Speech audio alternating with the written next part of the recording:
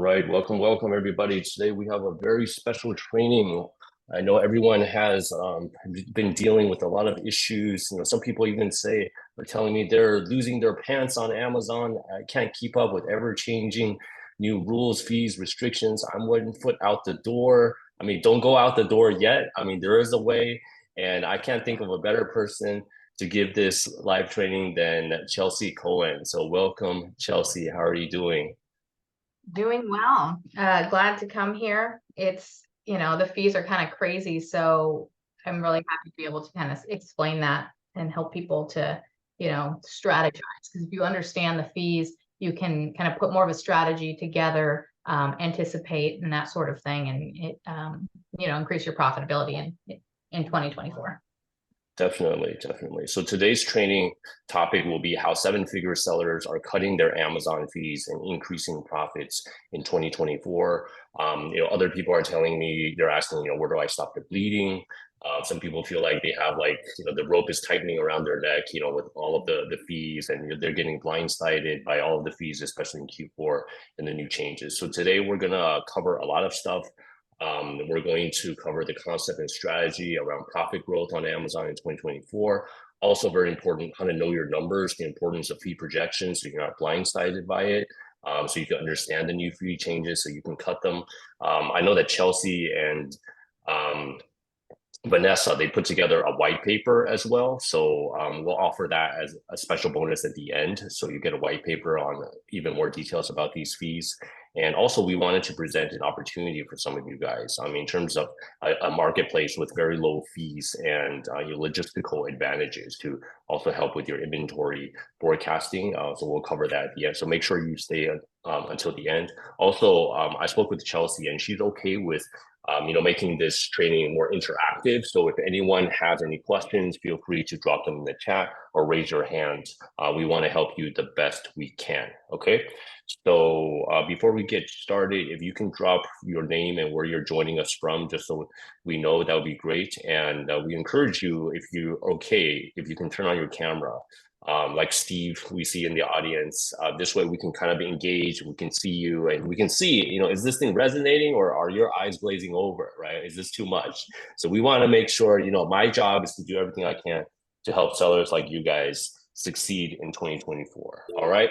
So quick intro for those of you meeting Chelsea for the first time. Chelsea is an Amazon inventory and FBA fees expert. She works with a number of 7- and 8-figure sellers to boost their profits and to cut their costs. She's a wizard when it comes to inventory planning and control. So she can really help you with any questions you have about placing orders, how many orders to place, how to try to reduce your air shipping and all that stuff. And, we're also dealing with the whole fiasco with the Suez Canal, and, we're seeing like quadruple container rates as well. So any questions about that, I think she'll be a great resource.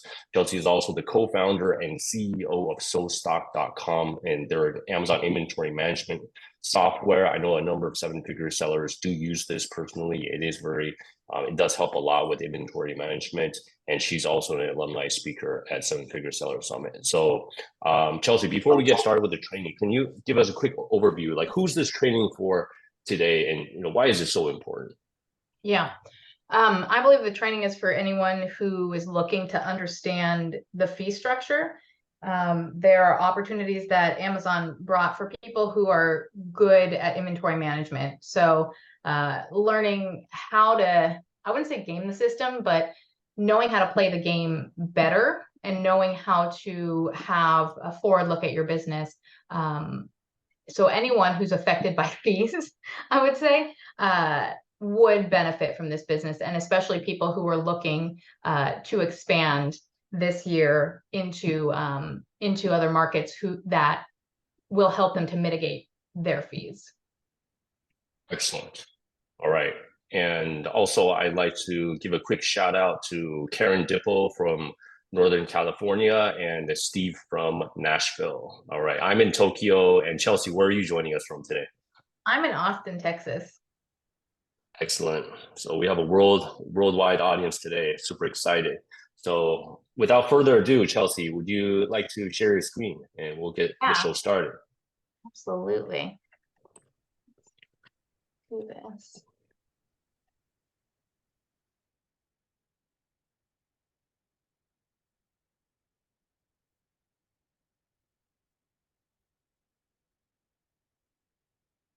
That should work. All right, fantastic. Hey guys. So we're going to talk about how to protect your profits through strategic expansion and also understanding the fee structure so you can increase profitability this year, or at least avoid the fees. Fee prevention is something I'm very passionate about. If you know the fees are coming, you can do something about it. I like to say inventory is kind of like a ship headed towards an iceberg. If you know it's coming, you can turn the ship. But if you're not looking, ahead far enough, it's, too little too late. So fee prevention and forecasting into the future is very important, especially this year. All right, we did talk, Gary mentioned a little bit about me. I have been working in inventory management for about 5 years now, and have been kind of eat, sleeping, and breathing inventory management, how to improve profit, how to improve logistics, how to, kind of adjust not just your inventory practices, but also your marketing practices to be able to improve profit through inventory management. And then very much obsessed with fee policy, and I probably rapid fire some fee policy off by memory. So love talking about the subject. Amazon does a good job of making it as confusing as possible. So I try to make it my job to understand it so I can kind of pass that knowledge on to the rest of the community. All right. So let's go over, there's good news and bad news.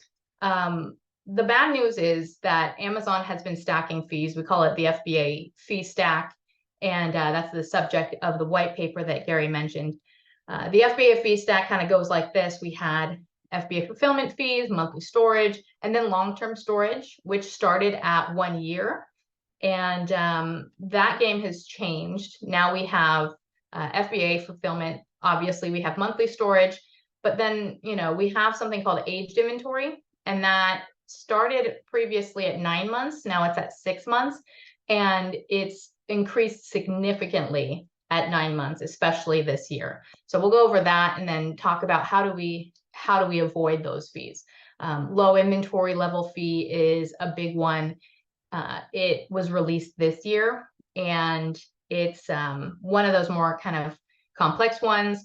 It's important to understand, how that works. So we'll talk about that as well. This is interesting. So Amazon is no longer subsidizing FBA costs. You can see that over the years, they have lost money in FBA, and they've made it up through, the ad spend, as well as the referral fees. So they have been losing money, and last year was the first year that they got to the point where they're break even. So they're no longer subsidizing those FBA costs, which is, apparent in what you're seeing in all of these additional fees kind of stacking up. However, this year was very different. The structure changed significantly within the FBA fees. So sellers are no longer subsidizing other sellers' poor inventory control. Very interesting. If you look at this chart, you'll see all the fees and the changes of the fees. But you see these red arrows? These are fees that went down. And I don't recall in my history too many fees that went down. And I've been, selling since 2014. So this was a significant change. And these two fees decreasing benefit sellers who have inventory control. Like, we decreased the monthly storage, but then they added the low inventory level fee, and they they increased the aged inventory surcharge fee. So the signal is essentially, if you're not good at inventory management, we're going to make you pay for that. So that has been an interesting shift. So I don't want to talk about all of the fees, because many of the fees are not new, they're just increased. But we do want to talk about some of the high impact fees. One being the inbound placement fee. and then the low inventory fee, both of these are new. The inbound placement, there was a form of inbound placement that not a lot of people were affected by, and something that you had to opt into. But now it has shifted and it affects a lot of people, the way that they've structured it. And then we have the aged inventory fees that we'll talk about. So first and foremost, the inventory placement fee. Amazon is now going to make you pay for the fulfillment center transfers that they've been doing. You've been sending your inventory into 2 or 3 different locations, and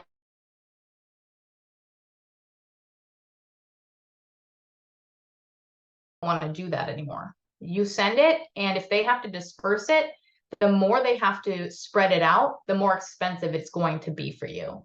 So sellers right now, especially sellers who are using full truckload or less than truckload or full container, they're faced with the highest fees, and they have to decide whether taking on those extra fees balances out the cost of splitting their shipments. So that's one of the big struggles right now, is just not knowing exactly how that's going to affect the bottom line of that transition. So to cover some of the specifics on how Amazon is structuring these fees, the first and foremost, they're looking at the product types, right? What type of products are you shipping? And then what are the quantities? How much are you shipping to the different locations? And this is all their algorithm. And they don't necessarily tell us. They don't have full transparency. Surprise, surprise. That's most of the algorithms that Amazon has in place. So it's product types and quantities. And then it's also existing inventory levels in different places. So they look at where you're lean on inventory, where you have a lot of inventory, and then they are telling you to send inventory to different locations based on that. The last Chelsea, part is... Sorry, can I ask a quick question about this? I think this is very important because this is a big change. Yeah. For example, in the past, if I'm shipping, let's say, a container from China, I wanted to ship it very close to the port of Long Beach, right? So let's say ONT8, for example. It was, in the past, it was all good because Amazon would handle all of the FC transfers and all the fees, etc. In the past, but if I were to revise that shipping strategy to 2024, do you think that's still a good idea, or like would that rack up a ton of Amazon FC transfer fees? You're definitely going to be charged fees, and we'll kind of go over, there's 3 different fee tiers. So you'll have to pay those fees. It's something that's unavoidable. The other factor would be if you shipped it and then you split it up. Is that more expensive? Maybe it is, just based on the fact that you have to go to the other locations. So it may be more expensive to split it up than it is to go to that one location and send that container to one location.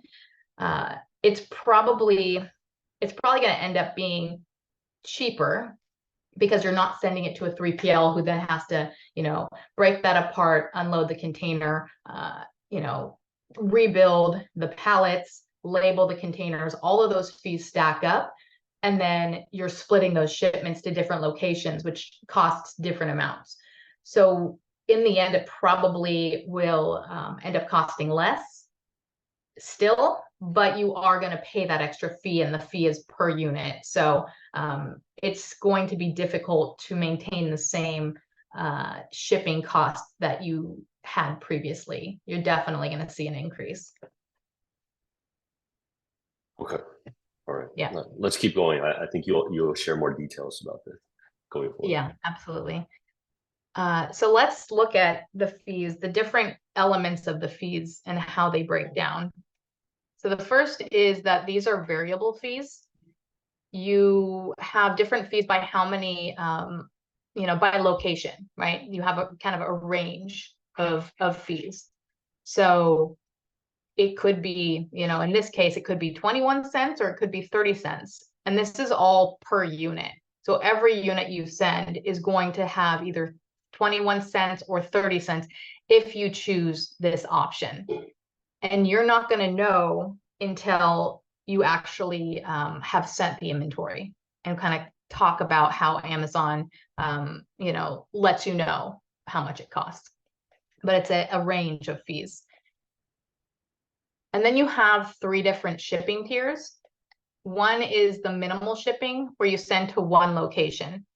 So a lot of times we talked about sending one container, right? Could be, could be the first solution. And then sending to 2 or 3 locations is another method. And then the last one is sending to 4 or more locations. The plus sign after the 4 is a little bit sketchy. How many locations am I actually going to send to? But you're not going to pay any fee. Amazon's going to optimize it. They're going to split it. They're going to send it to wherever their algorithm tells them to. And then you won't pay those extra fees, but you'll be shipping to more locations. So that's the shipping tiers. Like we said, the single location, that's going to be the highest fee. So we can see that these fee ranges, based on the size of your product, are going to be fairly high compared to the other options. 2 to 3 locations, this partial shipment split is lower, and then there's no fee for the 4+ location. Or yes, and then this is the kicker. So you have this range. And Amazon has this algorithm, and let's say you ship in and you have to ship all the way across the country, West Coast to East Coast for some of your units, and then you have to ship, to the middle of the country, and you have these 3 shipments if you're using partial shipping. You'll send the shipments, they'll arrive, and when they're received, Amazon is going to charge a fee, and you won't know until 45 days after what they charge you. So you kind of have to estimate. I always like to estimate on the high side and then be happy when it's more on the low side. So I imagine some units will be at the higher fee, and then some units will be at the lower fee based on the distance that those shipments are going. So that's the inbound placement fees. Hopefully that all makes sense. It's, unfortunate that we can't fully predict this, but we at least can start to factor this in and see if we can find other places to recover that profit, whether that's, raising our price a little bit, or that's finding savings in some other places. Elsie, can I ask, looking at this chart, obviously sending to 4 locations incurs no fees. And obviously we want to minimize our fees, right? But in terms of sending it to 4 locations, how does that work? Are we using Amazon's partner carrier, whoever that may be nowadays? At a discounted rate, or do we have to let's say ship from our factory, China factory, to 4 different Amazon FCs? How does that work exactly? Yeah, they don't define, which one you have to use. So it sounds like you can use either partner carrier, or you can use your own. Yeah. They like to say that their partner carrier rates are less. So you could actually, pay less in shipping fees, but the rates shouldn't get a discount. Okay. The factor that does actually is if there's certain things that would warrant waiving this fee. One of them, sorry, I'm skipping ahead. I'm going to the low inventory fee. But one thing that you can factor is Amazon's making changes that encourage you to send to Amazon warehousing and distribution.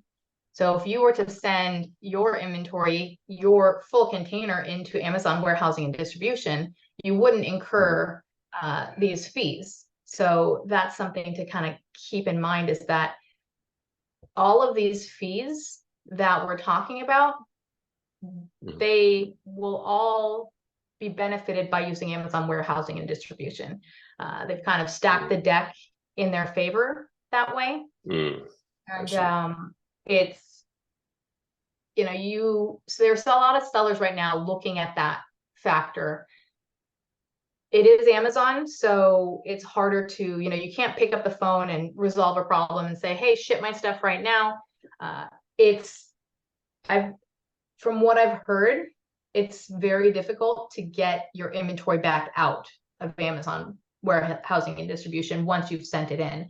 And, you know, there's maybe some reliability issues. I would never recommend having all your inventory at AWD, but it is a factor that people are looking at for a couple different reasons that, you know, we can cover some of those in the other feed. Okay, features.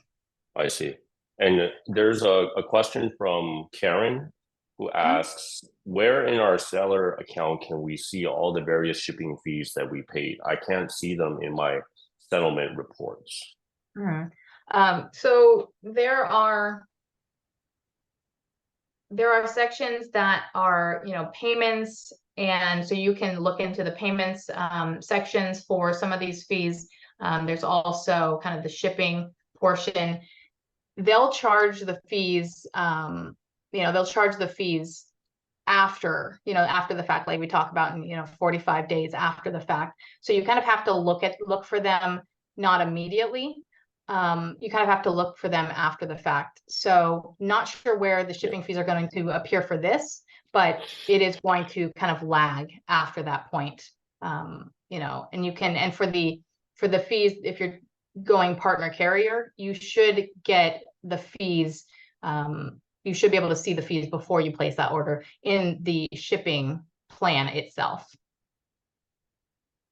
Okay, cool. All right, let's keep going. This is good stuff. Thank you. Yeah. Let's talk about low inventory level fees.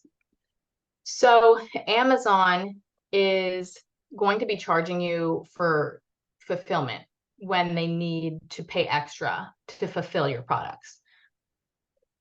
The Amazon has the 2-day promise, right? The Prime Day shipping promise. And when you don't have, they like to spread your inventory across the entire country so that they can deliver on that promise, right? Send the inventory, move the inventory as close to the customer as possible, and then send the inventory as quickly as possible to send the product to the customer as quickly as possible. If you don't have enough inventory spread across the country, Amazon's going to have to pay extra to ship that to the customer if it's so far away. So that's why they've adopted this low inventory level fee. They have lowered the FBA fulfillment fee, but they added this fee. So if you keep a good layer of inventory spread across the country, you are going to have a lower FBA fee than you would normally. But if someone doesn't, they're going to have to pay an extra fulfillment fee. So that's something to understand, is this is a fulfillment fee because it is related to shipping to a customer. That is the additional fee. They're trying to offset the decrease in the fulfillment fee, right? So that's also why you see these different ranges based on days of supply, right? If you've got 28 days of supply, between 21 and 28 days of supply, you are going to see a specific fee, but it's going to reduce and become more and more expensive the less inventory you have, because it becomes more and more of a problem to send your inventory as it depletes, right?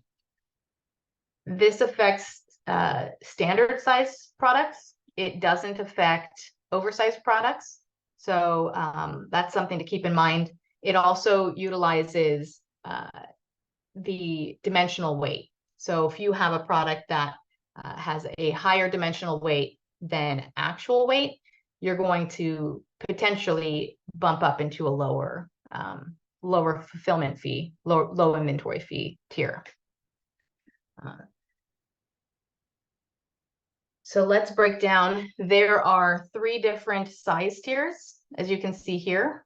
So first you would find out where does your product fit within these size tiers so that you know the range that you're going to be dealing with.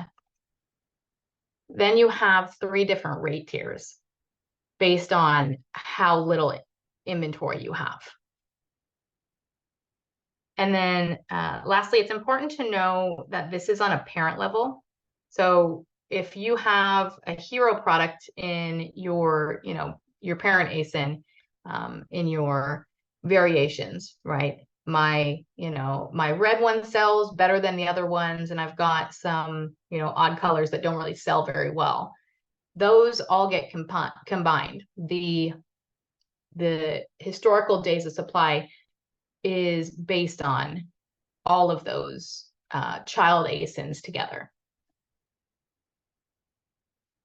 And then in terms of how this is calculated, it's a little bit annoying to Amazon doesn't make this easy in terms of there's no report right now. I mean, maybe there will be when this is, enacted. This goes live April 1st. So once this is put in place, maybe they're going to launch a warning. We're hoping. We don't know for sure. We'll have to see. But right now, the way that they calculate it is they look at the last 30 days. How much did you have in inventory on average? So in this example, we say my 30-day average inventory is 285 units, right? Maybe I had 300 and then, the next day I had, 298 and then I had, 287. And so as your inventory is depleting, they take that 30 days and they average the inventory. Then they look at how many units shipped at that time. So here's the amount of inventory you have, and here's the amount of units that were ordered and shipped out. And then what they do is they're going to create a daily average.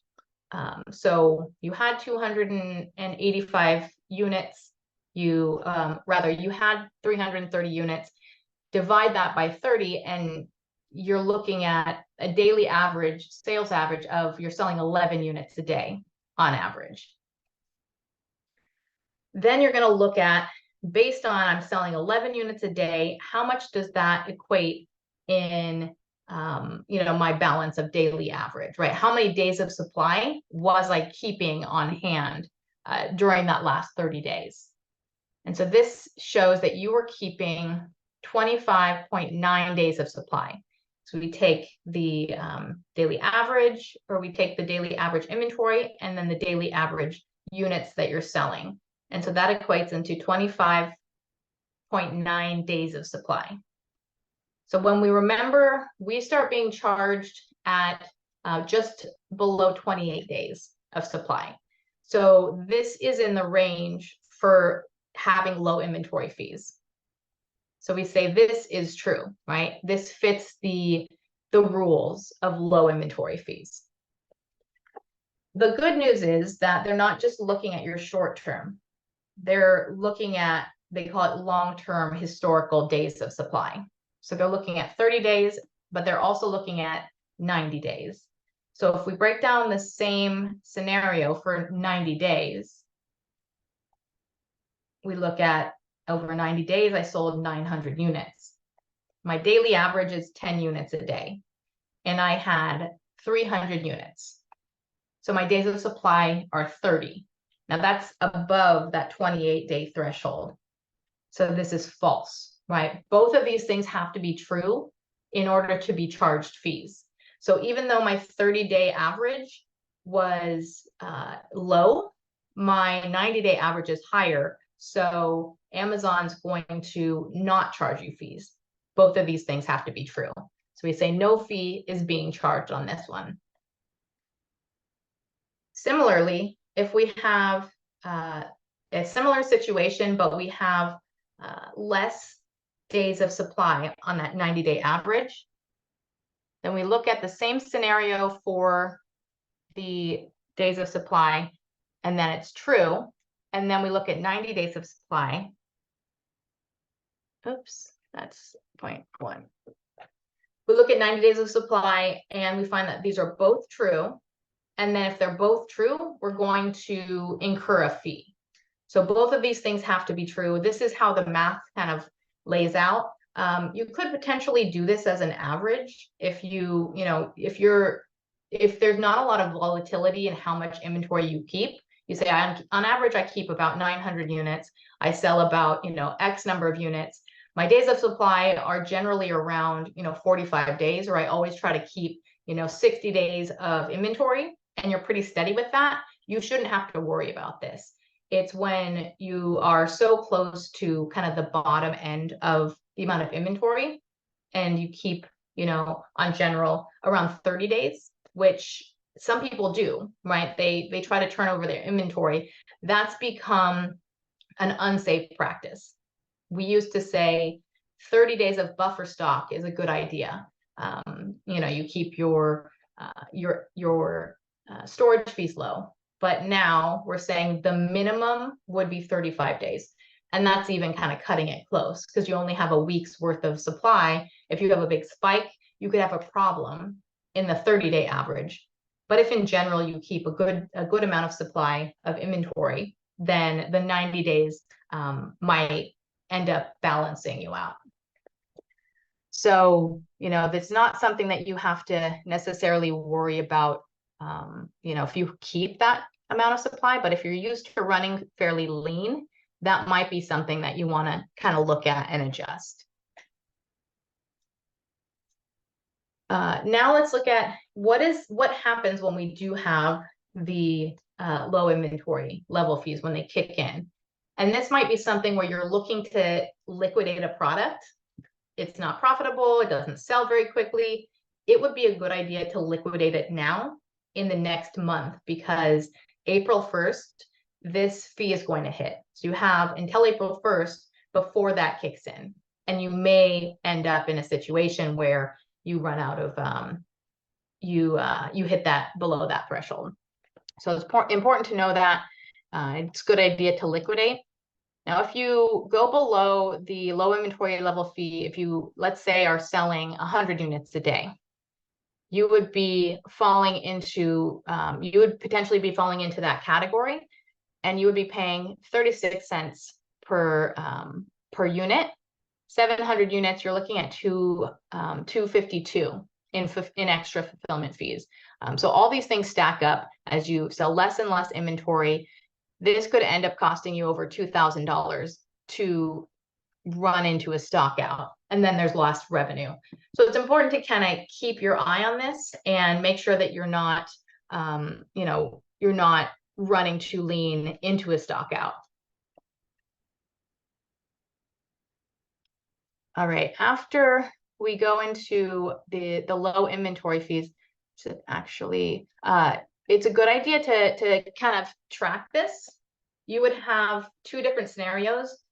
You would have products that are currently incurring those fees, and then you'd have products that are about 2 weeks away from incurring those fees. It's a good idea to kind of watch that and make sure that you're not falling into that category. You can do some things to avoid that. So one of the things you might be able to do is send in more inventory. That will help to balance out that 30-day factor. So you send in inventory, you say, I'm getting too close for my comfort. I've got 30 days of inventory. If I've sent inventory in, once it checks in, that could, increase my days of supply calculation. So that would help you to potentially avoid that fee. Chelsea, sorry, we had a question a minute ago from Richard, who asked on the prior slide with the 3 products, the high cost of doing nothing. Is this 3 different products for low inventory fee, or do fees concatenate? That's a big word.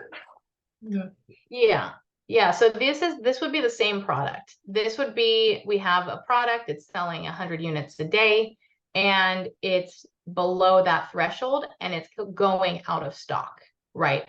So you've got those days of supply. So what will happen is that you'll be charged for the first week of that threshold, you'll be charged 36 cents for the 100 units that are selling out all 7 days.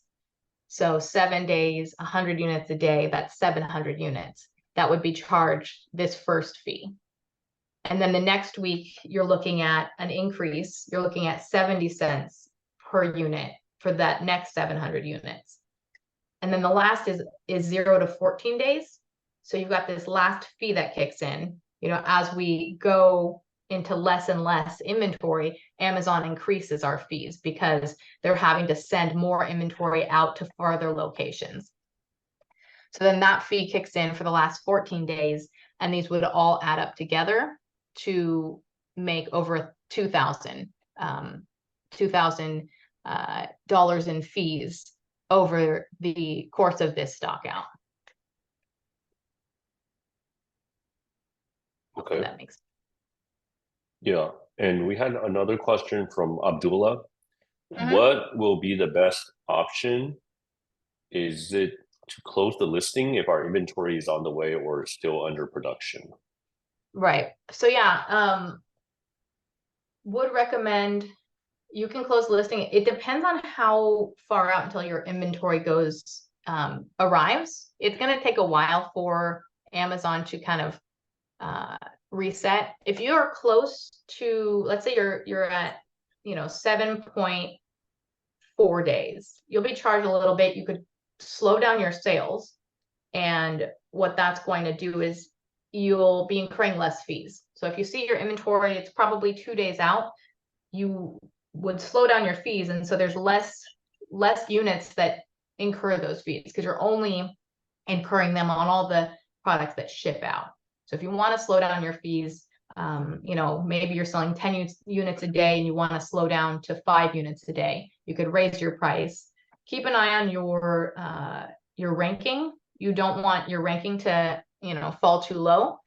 You could also close your listing if you want maybe strand your inventory instead of incurring those fees, if that's not going to hurt your ranking and that sort of thing. So it's better to strand your inventory than to stock out, right? Because you're going to incur a lot of those fees. So that's something, it's a decent strategy if your inventory is coming pretty soon, especially if you have tight profitability issues. Okay, excellent. Let's. Then you have the aged inventory surcharge. So the aged inventory surcharge increased. So you had the FBA, the FBA fees that kick in at 6 months, and they increase every month for the rest of the life cycle until you sell that inventory. You can see the fees increase from 50 cents to $1, and the fees this year have changed. The 50 cents is still the same for that 6 months. The $1 is the same for 7 months.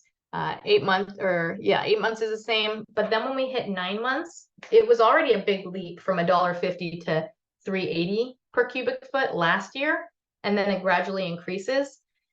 And now the leap is to $5.45 per cubic foot. So it's a huge increase, and then it continues to increase. And then this is the same rate, which is $6.90 per cubic foot. So it's pretty aggressive. There's a lot more motivation to avoid the 9-month increase. So it's a good idea. There is a report called the FBA inventory report, and it will show you the age of your product. So you can look at each ASIN. My suggestion is you lock the top of the spreadsheet, and then you sort, you find the 366 days or more. That is the oldest. That's where you get charged $6.90. And then if you sort highest to lowest, you'll see all of the products that are in that category. Hopefully you don't have any, hopefully it's all zeros. And then you would look at the next range, which is this range, 365 days. And then you sort by that and you see, do I have any that are incurring those fees? And this is the fees that you're going to be charged. And you could go down and look at that report and predict that you would want to sell through these as quickly as possible so that they don't keep moving up in the fees. And that would be the emergency to handle right away. And then the next piece would be, can I look back and try to avoid the fees before they hit this point? Because if you have that foresight, you can kind of avoid that. That would be a good plan. I would do that kind of right away, because every month that goes by, as we covered, you're paying more. Excellent. And then this is Chelsea. Sorry. Yeah. Abdullah had follow-up question. Where in Amazon can we see and predict this in Seller Central, and what's the best option for seasonal products? So you're talking about the last fee, or you're talking about this fee? I think he was talking about the previous fee. I'm not sure. Abdullah, if you want to unmute yourself and explain, that'd be great. What we have, Chelsea. For me, good morning. I don't know what time it is. Sorry. The thing is, in last slide you are showing the fees. So where in Seller Central we can see that overcharge fees, which is for the inventory, please. Thank you very much. For the low inventory fees, I'm not sure where they're going to show it. It's possible that they'll show it in kind of the transaction view. That's where I would look for it. That's where you see kind of your ad spend, and most of the fees that kind of come through would be at the transaction view in your business reports. If you go to transaction view, you'll sometimes see those charges. So I would look there when those come around, right? Again, they're not going to show up until April 1st, but you can kind of keep an eye out for them there. And you might find other fees, kind of digging into that information. It shows a lot of different fees that you can become more aware of as you start to learn a little bit more about, what is Amazon actually taking from your account and why.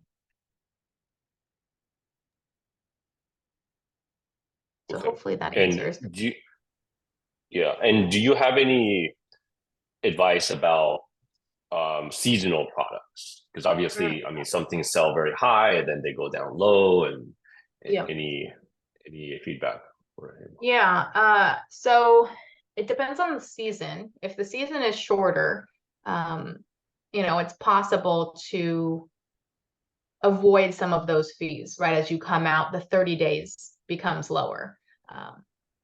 It is going to be harder to avoid those fees, right?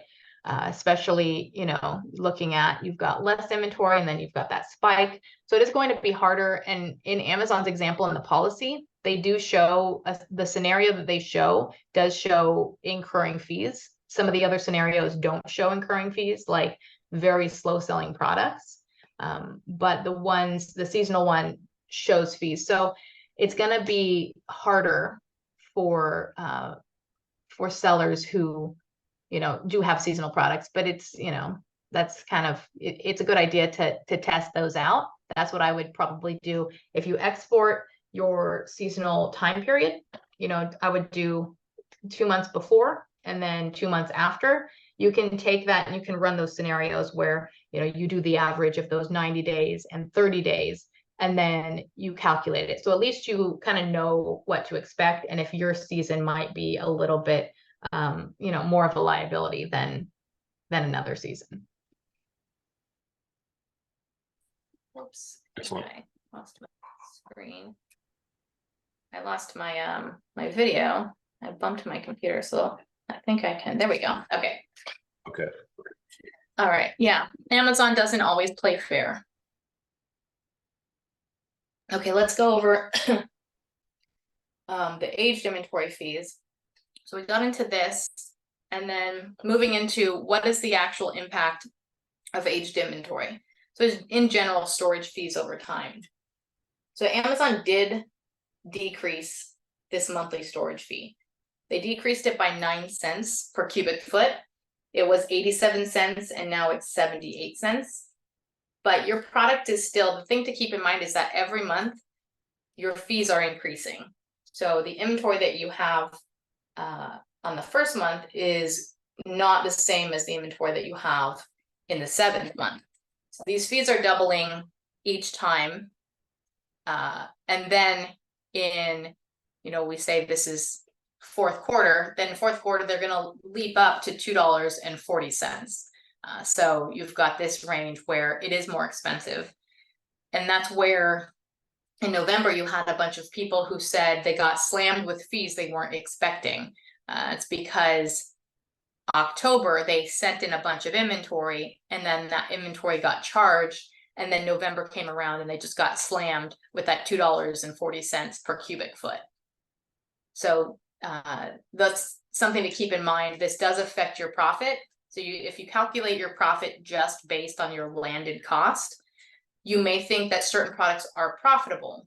But if they're so narrow in profit margin and you're keeping those products for, let's say, 5 months, because they're low in sales and maybe your MOQ, right, your minimum order quantity is fairly high, and so it takes 5 months to sell through that, it might not make sense to continue to order that product. Maybe like I said, maybe the landed cost makes sense, but when you start factoring in storage fees, it really can start to slowly eat away at your profit.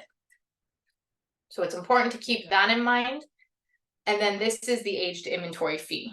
All right, we said it was 50 cents, then $1, then $1.50. And so these numbers actually represent the fees stacking, right? 50 cents, and then when we add $1, it becomes $1.50 that we paid. And then when we add the next one, which is $1.50, we've actually paid $3. So all of these are stacking up. The monthly fees have stacked up, the aged inventory is stacking up, and all of a sudden we are paying a ton of money on this inventory that is sitting there. And we've been focused on our revenue and driving revenue with our best sellers. But meanwhile, we have these slow sellers that are really undermining the revenue growth. And we wonder why we have cash flow problems. It's more difficult to scale when you have the profit kind of leaking out of your business, this leaky bucket. So you want to plug those holes by having a strategy to look at these products, take that FBA inventory report, look at the ones that are costing you money, the ones that are, fairly old. And when you're building your marketing plan, it isn't just for your best sellers. There's got to be another marketing plan that's based on these factors, based on let's sell through that inventory, as quickly as possible to get that capital back, to reinvest in marketing, to reinvest in product launches, and to just avoid fees, right? All right. So keeping an eye on this, as these fees stack over time, like I said, you can look at, the age of your inventory and kind of plan for that. So if we know that we have a product that every month is increasing in fees, we can focus on the ones that are going to be most expensive. Like this one is going to be most expensive and it's, increasing over time. So I would handle this first, and then I would handle this one. If I could sell through and do a flash sale and get rid of the inventory here really quickly, I'm going to avoid this huge bump. So, being able to track this over time, exporting that report, taking a look at it, and having a plan for knowing, okay, these ASINs, because we only have so much time in the day, these ASINs are the ones I should focus on. And then, after that's contained, what should I focus on next? And kind of run your business in that way.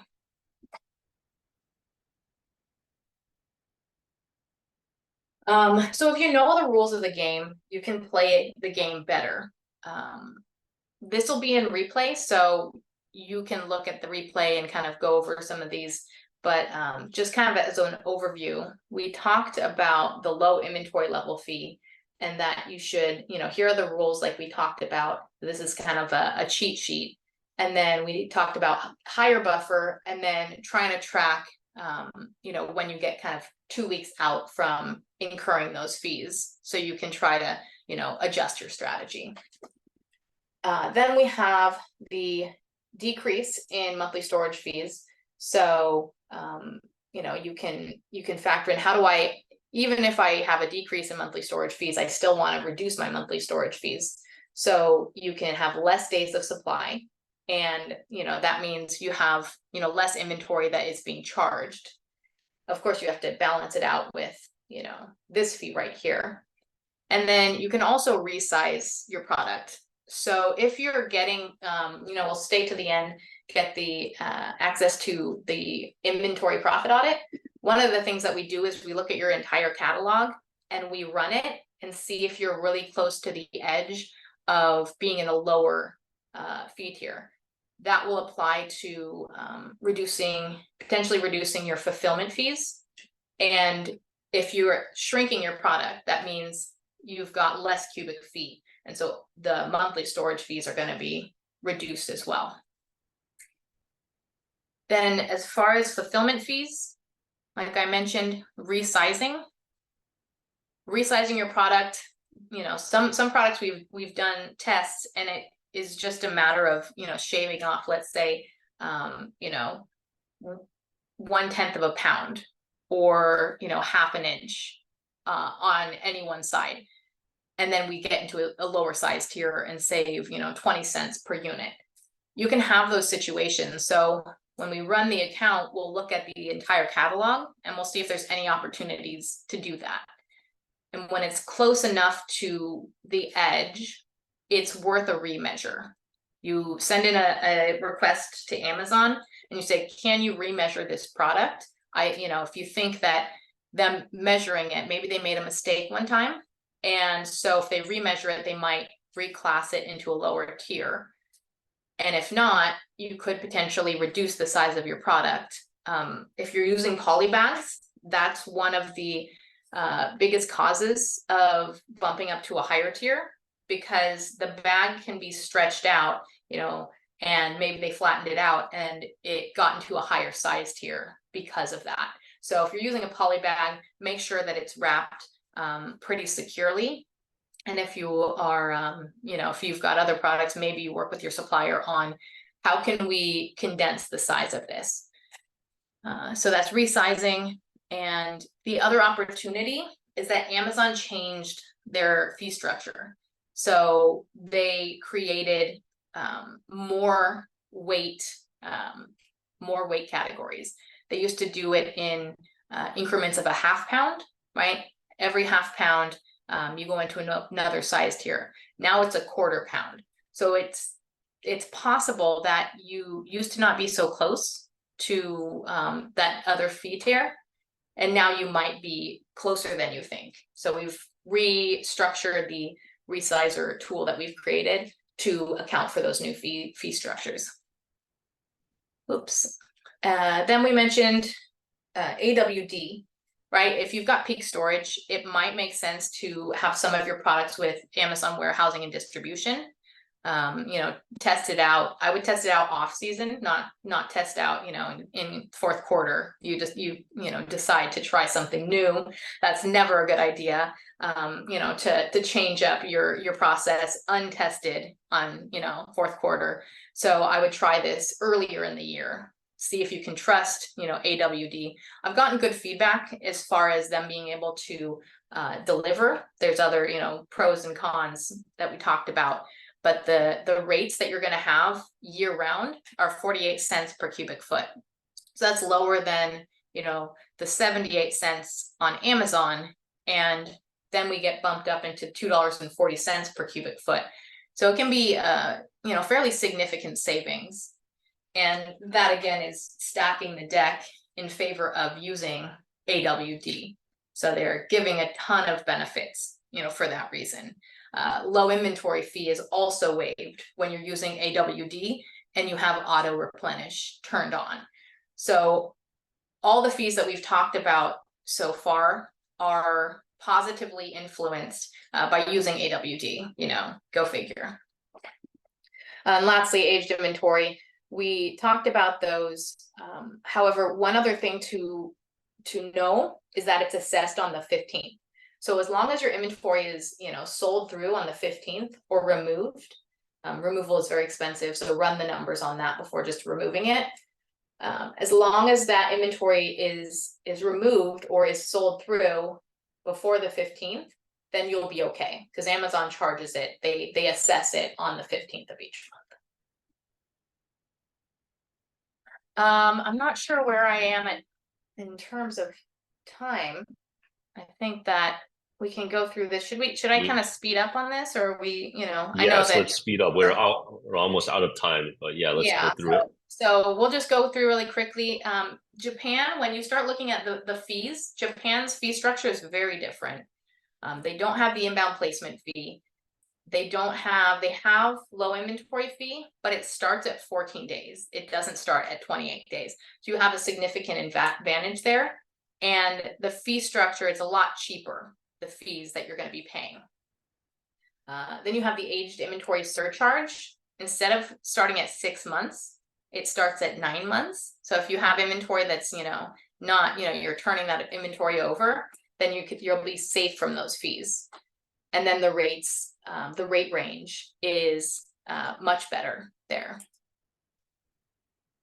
And then, so if we're looking at a scenario where we have, a specific product, what does that look like? That looks like, I'm paying 49 cents, for example, for inbound, where I'm paying nothing for Japan, nothing here, and then nothing in the surcharge. So the same scenario, you see a significant, change, $1.45 per unit versus 0 in Japan. So you really have these benefits of saving on fees by starting to open up Japan. You have kind of those advantages in that new marketplace. The other benefit to Japan is not just the fees, but how long does it take? How quickly can I turn over my inventory, which means I can free up capital. I can get my inventory to Japan faster, which means that I don't have to plan so far in advance and my money's not tied up so long. And I can stand to, let's say, ship more frequently because it's so much closer. My reaction time is faster. It's also cheaper, right? Cheaper to ship is because it's closer. So that's another advantage. And so when we start looking at it, we start looking at that we've got 10 to 19 days worth of time that we're saving. We've got $430 per container. We've got 60 cents per cubic foot that we can save. Let's say external storage, right? I don't want to, when I'm in Japan, I might not have to store at a 3PL. I might be able to store with my supplier. You can sometimes store with your supplier. You order the inventory, you pay 30% down for the minimum order quantity.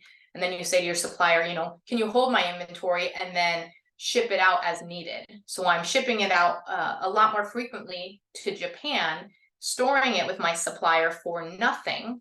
And you can also talk to your supplier about, can I pay 30% down and then only pay you for what I ship out? So maybe you order 3,000 units and then you ship 1,000 units out. And so you're paying the other 70% of your agreement, over the course of 3 months instead of all up front. So that's something to keep in mind. Your cash flow is more steady. You're not having to pay huge chunks of money. You can pay it over time. So that gives you some wiggle room to, let's say, launch new products or invest more in marketing. So drip feeding to China, improving your cash flow.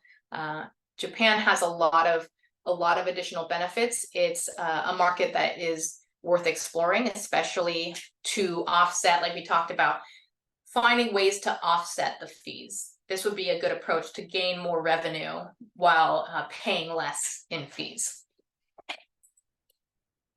So lastly, we talked about the fee stack.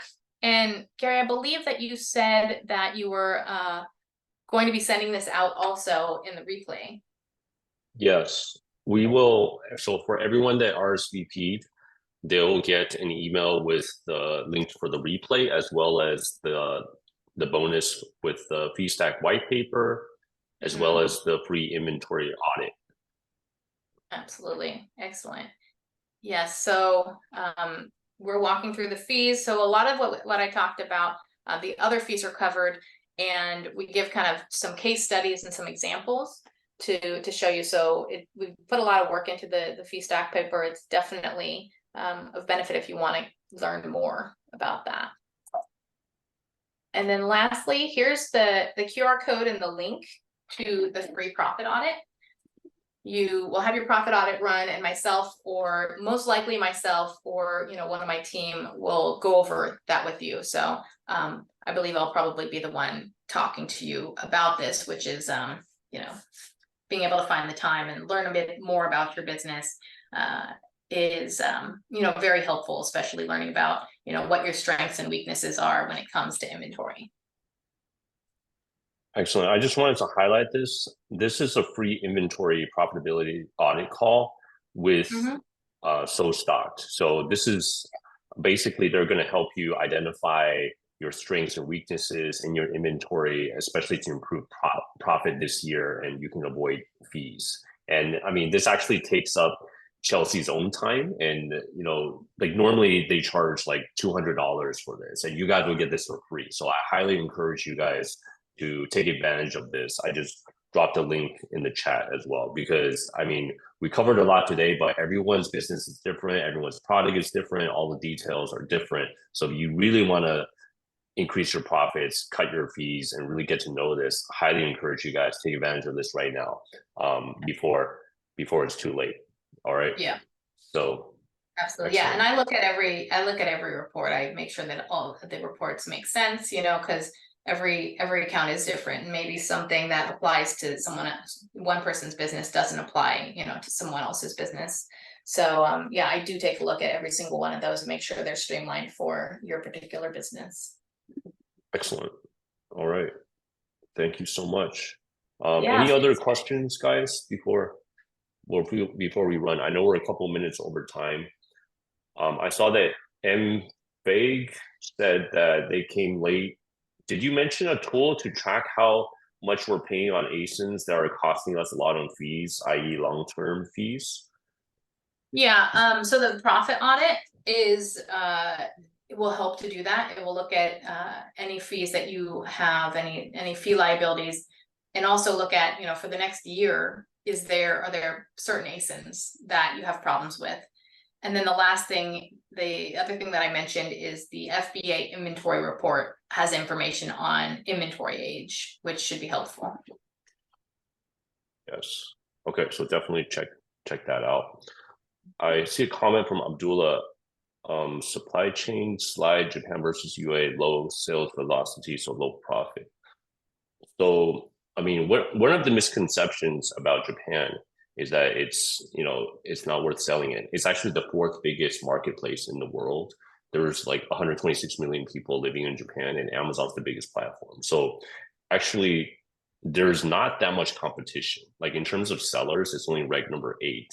So, and Chelsea also walked through like the fee, like the fee stacks, like US versus Japan. It looks like, Amazon's Japan fees are looking like, it's like turn back the clock, right? It's like, maybe from like 2018 or like 2016, and we're in 2024, right? So obviously everyone's business is different, but I think it does make sense, like what Chelsea said, to run the numbers and look at ways to offset the increasing costs that you have in, let's say, your main market in the US, and then consider additional markets where you can gain more revenue and at lower fees to offset that. So I just want to take a second to mention that we are having an in-person conference in Japan, all about selling on Amazon Japan. It will be a 3-day in-person event from April 8th to the 10th.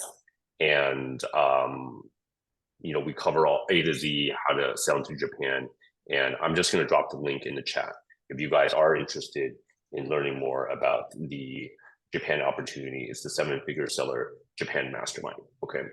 I don't want to talk too much about that right now, because I know we're a little over time. So anyone else having any other questions for Chelsea about increasing profits, inventory forecasts, reducing fees, or anything else before we run?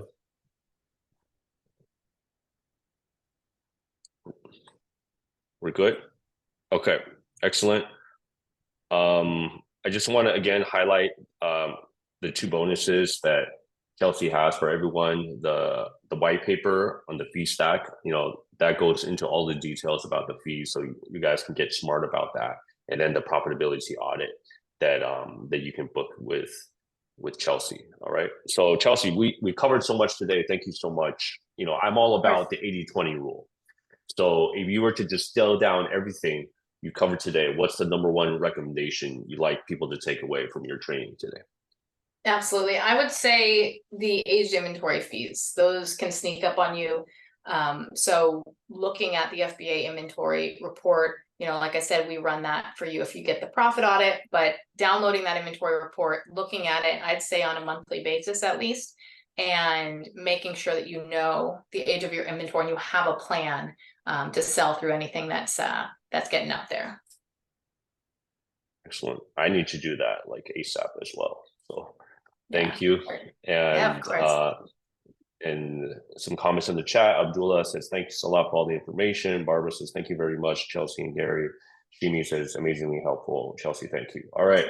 Thank you again, Chelsea. Great job. Thank you, everybody, for joining us. We hope this helps and it helps you boost up your profits this year and, offset all the fees. And if you are thinking about Japan, I hope to see you in April at the 7-Figure Seller Japan Mastermind.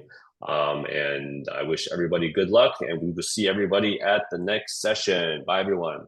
Awesome. Thanks. Bye.